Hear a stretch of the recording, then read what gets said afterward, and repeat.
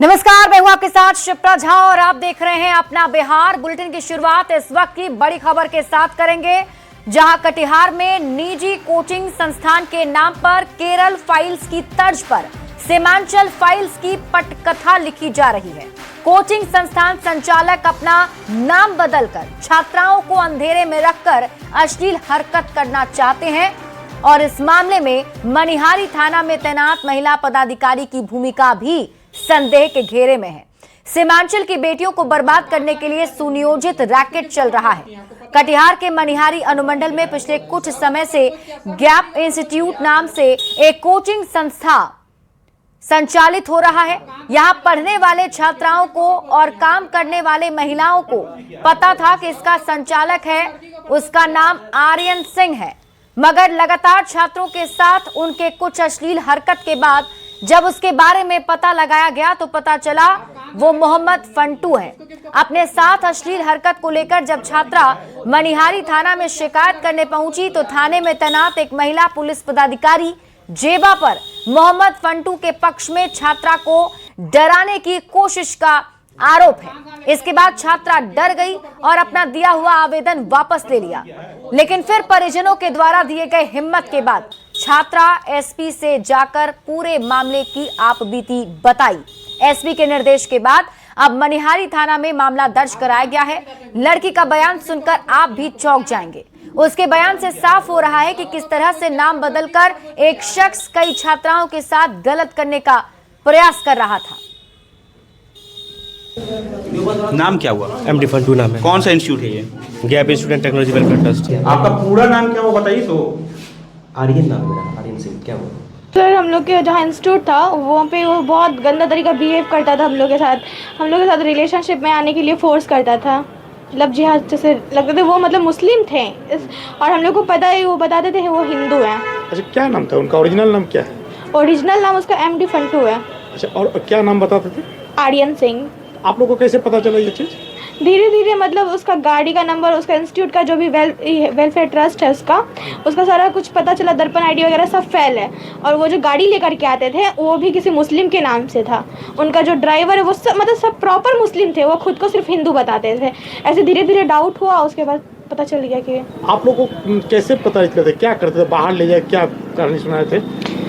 Sir वो बोल के लेके जाते थे कटिहार, पर लेके पूर्णिया चलाते थे, और जब बोलते थे पूर्णिया लेके जा रहे हैं तब नेपाल लेके चले जाते थे। कई बार ड्रिंक भी कराने की कोशिश? हाँ, बहुत बार बोले कि ड्रिंक कर लीजिए, आए हैं घूमने के लिए, एंजॉय कीजिए, ऐसा बोले हैं। और एक बार हम उसके बॉटल से पानी भी पिए थे तो उसमें हमको नशा नशा फील हुआ था। धर्म छुपाकर अपने नाम को छुपा करके व्यवसाय करना, ये कहाँ तक उचित है? लोगों को अपनी असली सच्चाई नहीं बताना, ये अपने आप में ही एक क्राइम है।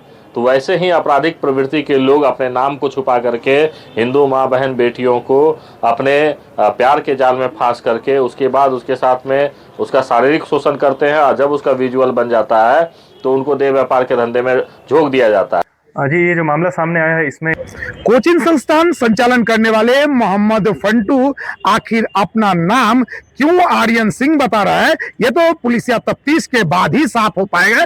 लेकिन जिस तरह से एक छात्रा ने अपने ही कोचिंग संस्थान के संचालक पर संगीन आरोप लगाया है, इससे एक सवाल जरूर उठता है, क्या केरला फाइल के तर्ज पर एक बार कटिहार के ऐसे ही कोचिंग से सीमांचल फाइल की पटकथा लिखी जा रही है? सुब्रत, न्यूज़ 18 कटिहार।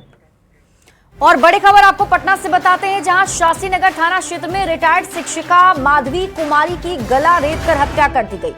घटना की सूचना मिलते ही शास्त्रीनगर थाना की पुलिस, एसडीपीओ साकेत कुमार और फोरेंसिक विशेषज्ञ घटनास्थल पर पहुंचे। शुरुआती जांच में घर के अंदर से सबूत जुटाए हैं। पुलिस और क्राइम ब्रांच मामले की गहन जांच कर रही है। आसपास के सीसीटीवी फुटेज खंगाले जा रहे हैं ताकि अपराधी की पहचान कर गिरफ्तार किया जा सके। इसमें जो है ना, इसमें जो एक वृद्ध महिला रहती थी, उनका जो है शव बरामद हुआ है। शव जो है वो मिस्टीरियस कंडीशन में है। तो हम लोग जो है वो हर एंगल से जांच कर रहे हैं, अनुसंधान कर रहे हैं। जैसा भी होगा आप लोगों को सब सही सीसीटीवी जो है लगे हुए सबको देखा जा रहा है, खंगाला जा रहा है। जैसा भी आएगा आप लोगों को बताया जाएगा। के पास घर की पीछे की चाबी थी, उन्हें भी डिटेन किया गया है। अभी हम लोग पूछताछ कर रहे हैं, जैसा भी होगा, जैसा पूछताछ कर रहे हैं, अनुसंधान किया जा रहा है। जैसा भी आएगा आप लोगों को बताया जाएगा। तो भागलपुर में न्यूज 18 की खबर का बड़ा असर देखने को मिला है। बबरगंज थाना क्षेत्र की रहने वाली 2 छात्राएं सोनाक्षी और जिया 8 तारीख से लापता हैं। आज इस मामले को 10 दिन बीत चुके हैं, लेकिन अब तक कोई ठोस सुराग नहीं मिल पाया है। लगातार खबरें दिखाए जाने के बाद वरीय पुलिस अधीक्षक ने एसआईटी का गठन किया और इसी क्रम में सितंबर महीने में लापता हुई एक बच्ची से पुलिस की टीम ने पूछताछ भी की है।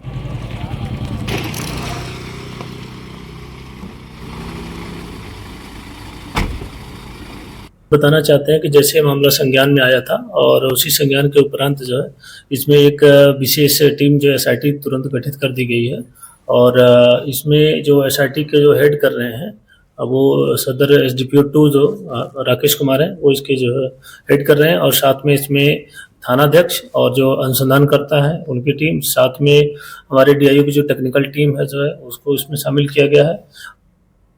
बबरगंज थाना क्षेत्र के सरयू देवी स्कूल में पढ़ने वाली 2 छात्रा सोनाक्षी और जिया पिछले 8 तारीख से लापता है, जिसके बाद न्यूज 18 पर लगातार खबर दिखाए जाने के बाद अब जो है पुलिस की जांच तेज हो गई है। वहीं एसएसपी ने जो है सीआईटी का गठन कर पूरे मामले की जांच अब शुरू कर दी है। वहीं आज जो है एक पीड़िता जिसको सितंबर महीने में अपहरण कर लिया गया था, उससे आज पुलिस ने लंबी पूछताछ की है थाने पर बुलाकर। पीड़िता जो है वो हमारे साथ है, हम उससे बात करते हैं कि क्या क्या पूछा गया आपसे वहाँ थाने में, कैसे आप गई थी, क्या हुआ था, क्या पूछा गया? जैसे मेरे दोस्त से हुआ था उसे हुआ। क्या क्या पूछा वहाँ थाने? वो पूछा कैसे गई। हाँ, हम बोले कि केक खिला के लेके गया था। कौन लेके गया था? निशा कुमारी। और किसके हवाले कर दिया गया था? वो लेडीज के हवाले। क्या लेडीज थी? 6 लेडीज थी। और कहाँ ले जाया गया था? यूपी। और उसके बाद तुम वहाँ कैसे भागी? वो मतलब एगो है ना, उसका बहन को धमकी दिया था, वही आया था देखने के लिए। उसके बाद तुम भाग के कहाँ आ गई थी? आए थे हम भाग के वहाँ से पटना। हाँ, उसके बाद फिर गया। उसके बाद गया चली गई। हाँ। और उसके बाद वहाँ से कैसे आई फिर? वहाँ से एक अंकल लेके आया था। कहाँ? ना ये मतलब गया का एक स्टेशन का बाद लेकर आया अंकल। हाँ। और उसको मम्मी को कॉल किया। उसके बाद तब ये लोग गए थे वहाँ। हाँ। क्या क्या कहता था वहाँ तुम्हारे? वहाँ बोलता था कि ज्यादा बोलेगी किडनी बेच दिया जाएगा।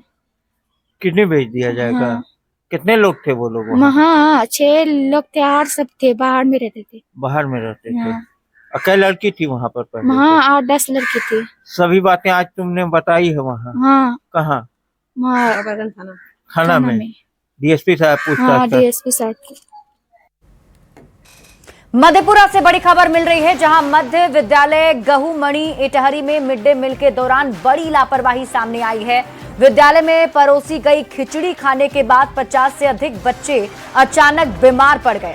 भोजन करने के कुछ ही देर के बाद बच्चों को उल्टी, चक्कर और पेट में दर्द की शिकायत होने लगी। बच्चों का आरोप है कि खाने में छिपकली गिरी भी थी। परिजन आनन फानन में बच्चों को लेकर मेडिकल कॉलेज पहुंचे, जहां इलाज जारी है। वहीं विद्यालय प्रशासन पर गंभीर लापरवाही का आरोप लगाते हुए रसोइया समेत स्कूल के प्राचार्य पर कड़ी कार्रवाई की मांग की गई। घटना की सूचना मिलते ही जिला शिक्षा पदाधिकारी संजय कुमार मेडिकल कॉलेज पहुंचे, बच्चों से मुलाकात की और दोषियों पर कड़ी कार्रवाई का भरोसा दिया।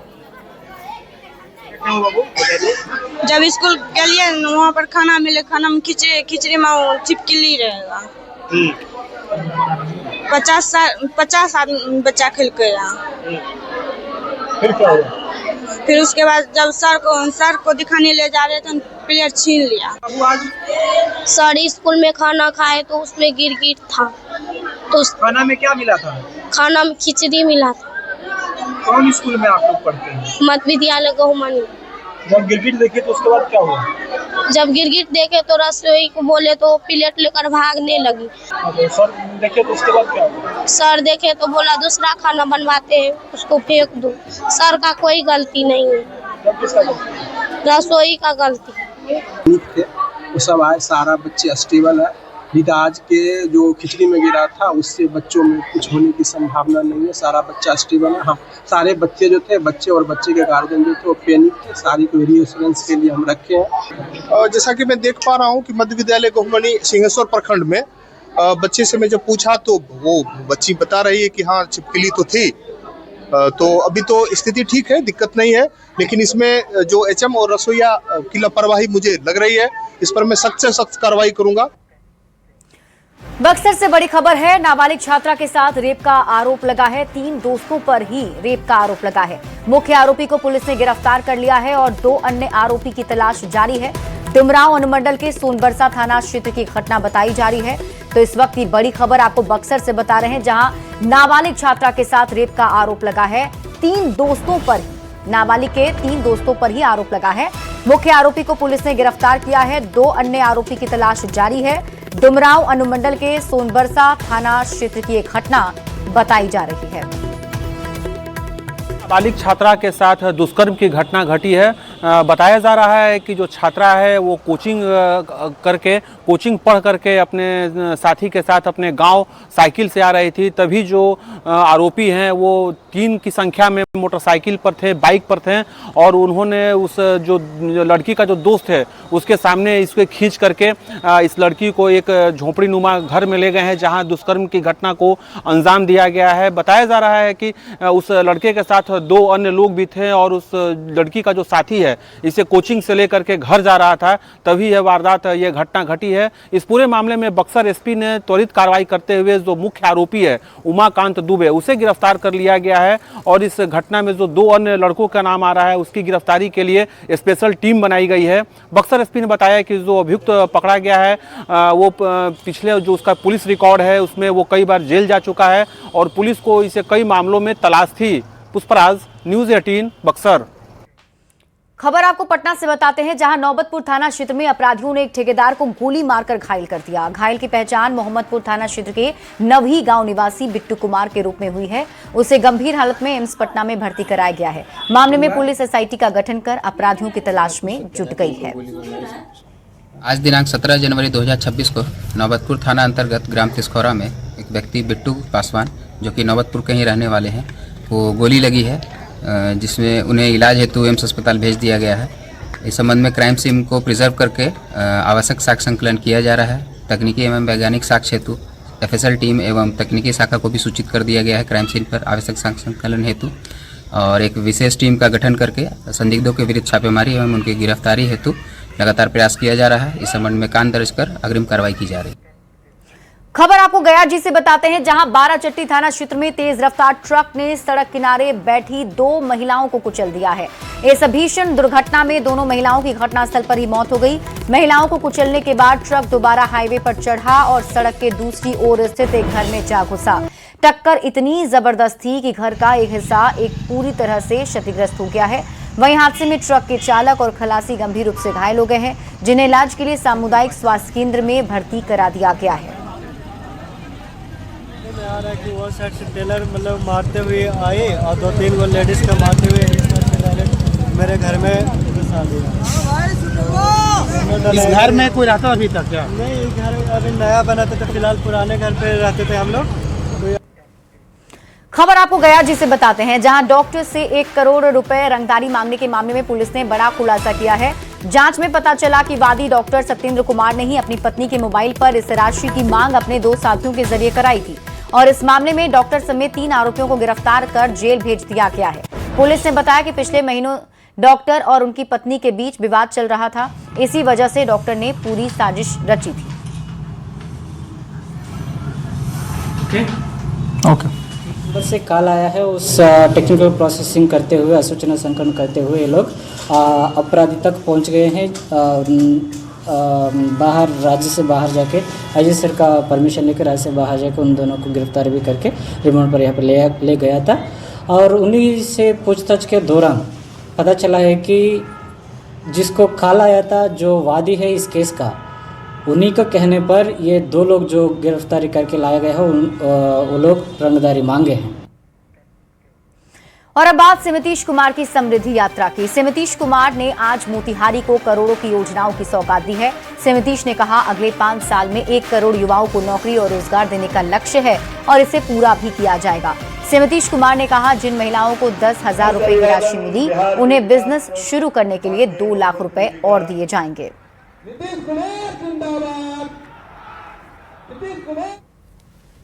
तो अगले 5 वर्षों में युवाओं को 1 करोड़ नौकरी और रोजगार उपलब्ध कराए जाएंगे। अब इसके लिए नए युवा रोजगार और कौशल विकास योजना का गठन किया गया। फिर समृद्ध उद्योग और सशक्त बिहार, अगले 5 वर्षों में उद्योग लगाने पर पूरा जोर दिया जाएगा। बिहार और विकसित होगा, आज देश के टॉप राज्यों में शामिल हो जाएगा और देश की प्रगति में महत्वपूर्ण योगदान होगा। रोजगार के लिए जिले की 7,81,000 महिलाओं को 10,000 रुपये के हिसाब से राशि पहले से दी जा चुकी है।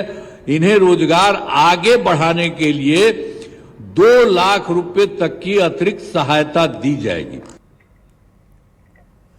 सीएम नीतीश कुमार ने युवाओं को 1 करोड़ नौकरी और रोजगार देने की बात भी कही। मुख्यमंत्री ने कहा बिहार देश के टॉप 10 राज्य में शामिल हो जाएगा। बीजेपी ने नीतीश कुमार के इस बयान का स्वागत किया तो विपक्ष ने सीएम के वादे पर सवाल उठाए हैं।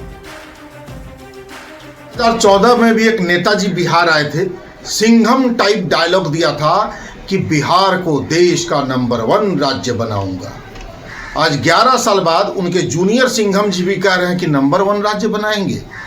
11 साल से नंबर 1 का ही खेल हो रहा है। नीतीश जी, पिछले 20 वर्षों में आपने उतनी नौकरियां नहीं दी जितना तेजस्वी जी ने 17 महीनों के कार्यकाल में महागठबंधन लड़ते हुए दिया था। और आप जो जुमलाबाजी करते हैं कि 1 करोड़ रोजगार 5 साल में देंगे, कहां से दीजिएगा? माननीय मुख्यमंत्री नीतीश कुमार जी का 1 करोड़ युवाओं को नौकरी और रोजगार देने का संकल्प बिहार के भविष्य की दिशा तय करता है। एनडीए सरकार से घोषणा नहीं करती, जमीन पर काम करती। माननीय मुख्यमंत्री नीतीश कुमार जी जो कहते हैं सो करते हैं। पिछले 20 वर्षों का इनका रिकॉर्ड रहा है। अपने कहे हुए हर विषय को इन्होंने पूरा किया है। सीएम नीतीश कुमार समृद्धि यात्रा के दौरान मोतिहारी पहुंचे, जहां उन्होंने सेंटर ऑफ एक्सीलेंस और महिला आईटीआई का निरीक्षण किया। इस दौरान महिला आईटीआई परिसर में लगे कई विभाग के 15 स्टॉल का मुख्यमंत्री ने जायजा भी लिया। मुख्यमंत्री ने अधिकारियों से संवाद कर योजनाओं की प्रगति की जानकारी ली और पिछली प्रगति यात्रा के दौरान की गई घोषणाओं पर फीडबैक भी लिया।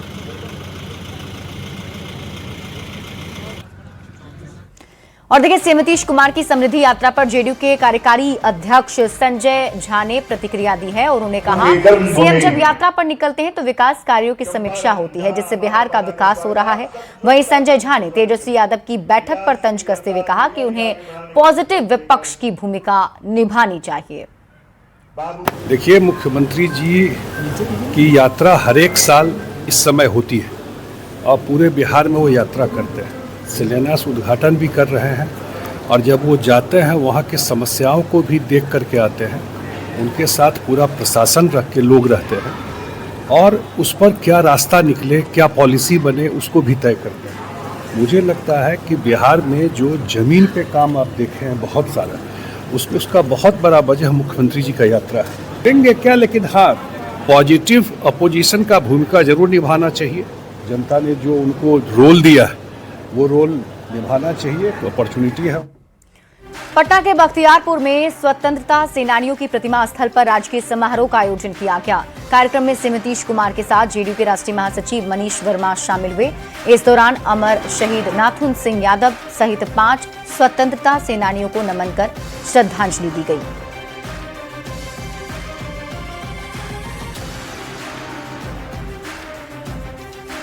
और इस बीच रुक कर लेते हैं बड़ी खबर की ओर। दरभंगा से आपको इस वक्त की बड़ी खबर बताते हैं। नाबालिग से रेप मामले में कथावाचक गिरफ्तार कर लिया गया है। चर्चित कथावाचक श्रवण दास जी गिरफ्तार किया गया है। शादी का झांसा देकर पिछले 1 साल से शारीरिक संबंध बनाने और गर्भपात कराने का आरोप इस पर लगा है। शादी का वीडियो भी वायरल हुआ था। बाद में शादी की बात को झूठ कह दिया गया था। नाबालिग बच्ची की मां ने केस दर्ज कराया था। तो दरभंगा से आपको इस वक्त की बड़ी खबर बता रहे हैं, जहां देखिए कथावाचक की गिरफ्तारी हो गई है।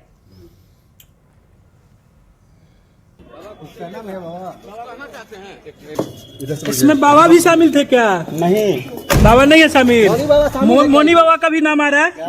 वो गलत साजिश के तहत फंसाया जा रहा है। 4 महीना आप वहाँ रहने की बात आ रही है लक्ष्मी सागर में। 4 महीना नहीं, सिर्फ आज जो अपराध दर्ज हुआ था और SIT बनाया, अनुमंडल पुलिस पदाधिकारी सदर के नेतृत्व में। और आज अनुमंडल पुलिस पदाधिकारी और थाना अध्यक्ष जो उन्होंने सूचना के आधार पर कार्रवाई किया, गिरफ्तारी हुआ। क्या इसमें आगे क्या होता है सर? जैसे अभी गिरफ्तारी हुआ, पूछताछ करेगा, फिर जो अनुसंधान में जो भी तथ्य आएंगे, सबूत आएंगे, उसके ऊपर आगे कार्रवाई किया जाएगा। और यहाँ रुक एक छोटे से ब्रेक के लिए, जल्द लौटते हैं वापस।